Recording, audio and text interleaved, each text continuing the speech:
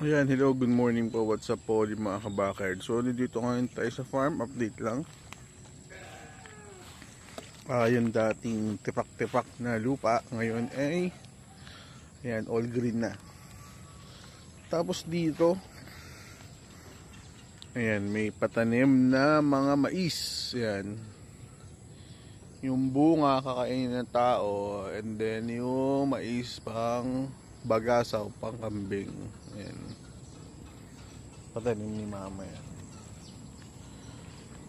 Ayan. So habang tag-ulan, sinasamantala rin namin ngayon yung pagtatanim ng pagkain.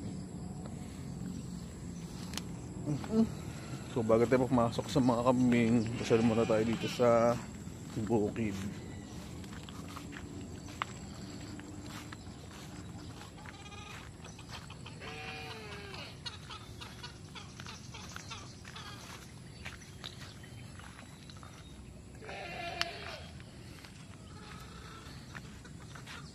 So ayan, kamoting kahoy. Alam ko nakapag-harvest na sila dyan.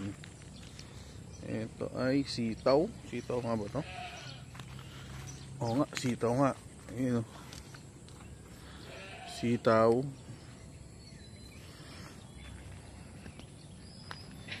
Pipino. May bunga na.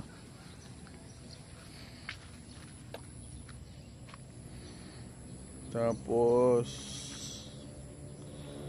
baba, kangkong. Ito. Talong. Ibang talong pala dito na luma. Tinanggal na nila.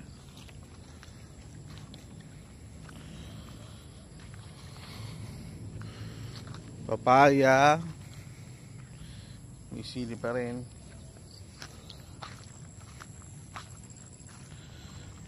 Ayan, papaya. Sili.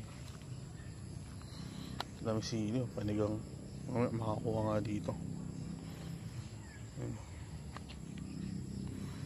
Dami. Puro green.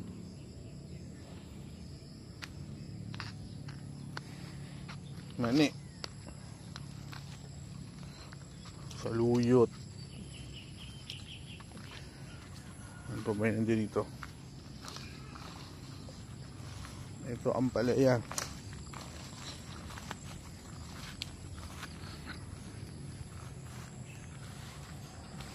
Ito hindi so nag-ano. So ginagawa nila dito sa ampalaya. Binabalot nila. Kinatsaga ng balutin isa-isa para hindi makagat ng mga hayop. So ampalaya.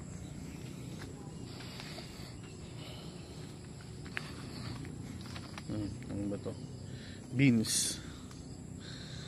So ayan, ganyan lang po yung mga tanim namin dito sa farm.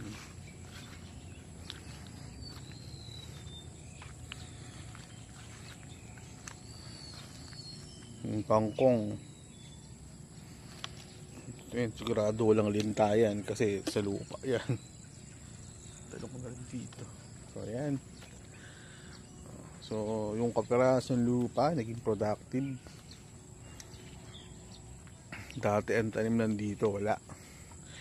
Mga damo-damo lang. So ngayon, ginawa nila. Tinanim nila ng marami.